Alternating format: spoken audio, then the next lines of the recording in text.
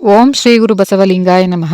ನನ್ನ ಎಲ್ಲ ಪ್ರೀತಿಯ ವೀಕ್ಷಕರುಗಳಿಗೆ ವಚನಗಳು ವಿತ್ ಮುಗುಳುನಗೆ ಚಾನಲ್ಗೆ ಆತ್ಮೀಯವಾದ ಸ್ವಾಗತ. 12ನೆಯ ಶತಮಾನದ ಮಹಾನ್ ಸಮಾಜ ಸುಧಾರಕರು ವಿಶ್ವಗುರು ಬಸವಣ್ಣನವರ ಒಂದು ಅತ್ಯಂತ ಶಕ್ತಿಯುತವಾದ ವಚನವನ್ನು ಇಂದಿನ ವಿಡಿಯೋದಲ್ಲಿ ನೋಡೋಣ ಸ್ನೇಹಿತರೆ. ಹಾಗಾದರೆ ಮೊದಲಿಗೆ ಅಂತಹ ವಚನವನ್ನೊಮ್ಮೆ ಪೂರ್ತಿಯಾಗಿ ನೋಡೋಣ. ಇರುಳೆಂದೇನು ಕುರುಡಂಗೆ, ಹಗಲೆಂದೇನು ಕುರುಡಂಗೆ, ತಾಳವ ಬಾರಿಸಿದಡೇನೋ, ಪಂಚಮಹಾಶಬ್ದವ ಬಾರಿಸಿದಡೇನೋ ಕಿವುಡಂಗೆ, ಕೂಡಲ ಸಂಗಮ ದೇವಯ್ಯನ ಪಥವಿನ್ಯಾವುದೆಂದರಿಯದಹವಂಗೆ. ನೋಡಿ ಎಷ್ಟು ಅದ್ಭುತವಾಗಿದೆ ಈ ವಚನ.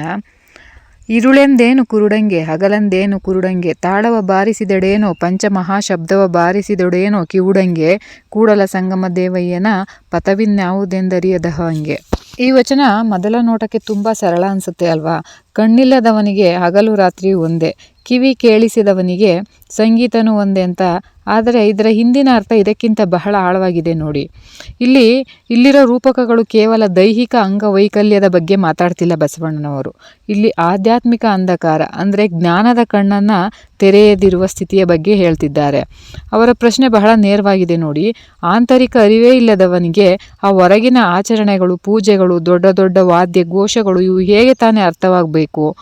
ಏನಂದರೆ ಆಸಕ್ತಿದಾಯಕವಾಗಿರುವುದು ಅಂದರೆ ಇದು ಕೇವಲ ಒಂದು ತಾತ್ವಿಕ ವಿಚಾರ ಅಲ್ಲ. ಇದನ್ನು 12ನೆಯ ಶತಮಾನದ ಸಾಮಾಜಿಕ ವ್ಯವಸ್ಥೆಗೆ ಅನ್ವಯಿಸಿ ನೋಡಿದಾಗ ಇದರ ನಿಜವಾದ ಶಕ್ತಿ ಗೊತ್ತಾಗುತ್ತೆ ಅಲ್ವಾ?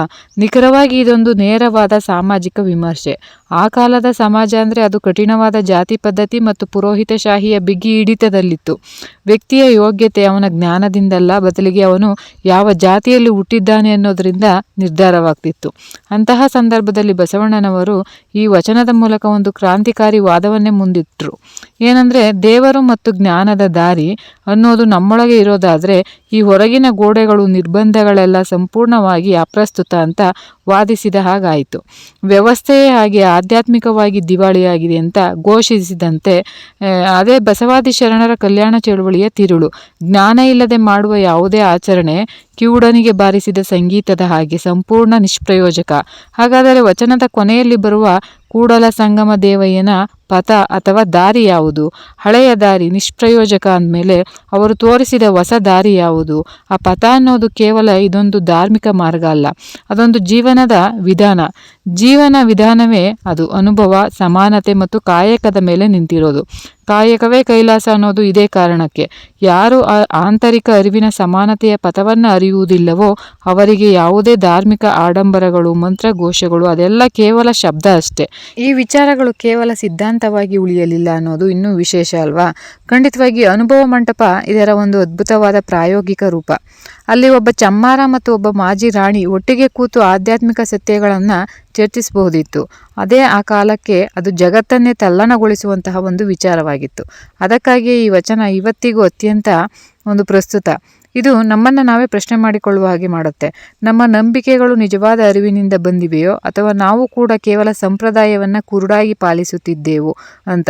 ಹಾಗಾದರೆ ಈ ವಚನದ ಒಟ್ಟು ಸಾರಾಂಶ ಏನಂದರೆ, ಯಾವುದೇ ವ್ಯವಸ್ಥೆ ಅದು ಹಳೆಯದಾಗಲಿ ಅಥವಾ ಆಧುನಿಕವಾಗಿರಲಿ, ಯಾವುದು ವ್ಯಕ್ತಿಯ ಆಂತರಿಕ ಅರಿವಿಗಿಂತ ಹೆಚ್ಚಾಗಿ ಹೊರಗಿನ ಗುರುತುಗಳಿಗೆ, ಜಾತಿ, ಅಂತಸ್ತು ಅಥವಾ ಆಚರಣೆಗಳಿಗೆ ಬೆಲೆ ಕೊಡುತ್ತದೆ, ಅದು ಮೂಲಭೂತವಾಗಿ ದೋಷಪೂರಿತವಾಗಿದೆ. ಅದು ಕುರುಡರಿಗಾಗಿ ಮತ್ತು ಕಿವುಡರಿಗಾಗಿ ಇರುವ ವ್ಯವಸ್ಥೆ. ಅದು ಇಂದಿನ ನಮ್ಮ ಜೀವನದಲ್ಲಿ ನಾವು ಕಿವುಡರಿಗೆ ಬಾರಿಸುತ್ತಿರುವ ತಾಳಗಳು ಯಾವುವು? ಯಾವ ಆಚರಣೆಗಳನ್ನು ಅಥವಾ ನಂಬಿಕೆಗಳನ್ನು ನಾವು ಹಿಂದಿನ ಅರ್ಥವನ್ನು ತಿಳಿಯದೆ ಕೇವಲ ಹಿಂದಿನಿಂದ ಬಂದಿದೆ ಅನ್ನೋ ಒಂದೇ ಕಾರಣಕ್ಕೆ ನಾವು ಪಾಲಿಸುತ್ತಿದ್ದೇವೆ ಅನ್ನೋದನ್ನು ಯೋಚನೆ ಮಾಡಬೇಕಾಗಿದೆ ಸ್ನೇಹಿತರೆ. ಪೂರ್ತಿ ವಿಡಿಯೋ ನೋಡಿದ ನಿಮಗೆಲ್ಲರಿಗೂ ಹೃದಯಪೂರ್ವಕ ಧನ್ಯವಾದಗಳು. ಮತ್ತೆ ಮುಂದಿನ ವಿಡಿಯೋದಲ್ಲಿ ಇನ್ನೂ ಹೆಚ್ಚಿನ ಒಂದು ವಚನಗಳ ಭಾವಾರ್ಥದೊಂದಿಗೆ ಸಿಗುವೆ. ಎಲ್ಲರಿಗೂ ಶರಣಾರ್ಥಿಗಳು.